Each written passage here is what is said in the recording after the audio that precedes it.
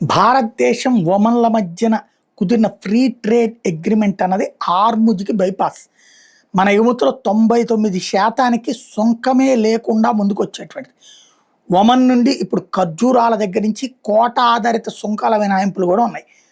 అదే సందర్భంలో ప్రధానమైనటువంటి అంశం ఏంటంటే, మేధో సంస్థ జీటీఆర్ఐ లెక్క ప్రకారం 55 లక్షల జనాభా, $110 బిలియన్, అంటే 10 లక్షల కోట్ల జీడిపి ఉన్న ఒమన్తో వాణిజ్యం అన్నటువంటిది పెద్ద ఉపయోగం కాబోతోంది. ప్రత్యేకించి మన ఎగుమతులు 99.38% విలువ చేసి 98.08% టారిఫ్ లైన్లకి ఒమన్ తక్షణం నో ట్యాక్స్ చెప్తోంది, 0 ట్యాక్స్. అంతకుముందు ₹15 కట్టాల్సి వచ్చి ₹15.33.